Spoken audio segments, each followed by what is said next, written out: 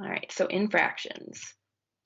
Like I mentioned earlier, we would love if you can resolve allegations within chapters before filing a report. This is typically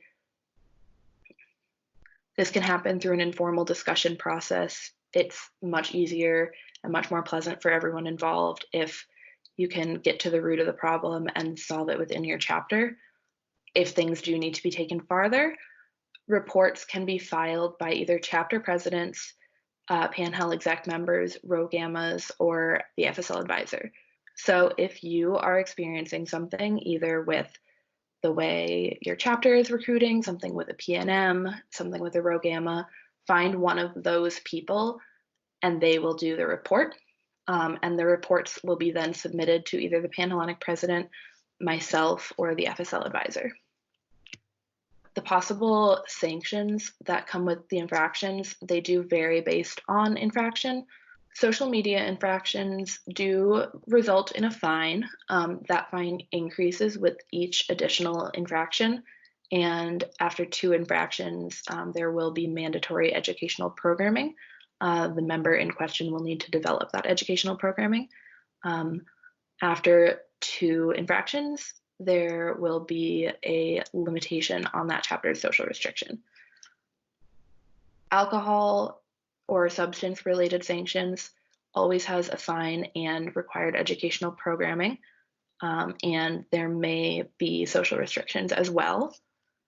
For any violations at the room and outfit check, there will be fines, and like I said, any members who are not following their outfit guide will need to change. There also could be potential social restriction and needing to attend another new member orientation to reflect on our community values. And then any discrepancies with financial transparency will result in fines and financial programming. So I just want to walk you through the judicial process a little bit. First of all, any infractions that come from Panhandle are against the chapter and not the individual. If we issue a fine, we issue to the chapter. It is then up to the chapter to decide where that money is coming from. But as Panhandle, we do not issue infractions against individuals. So if the issue is not resolved through informal discussion within the chapter, a suspected infraction report will be filed.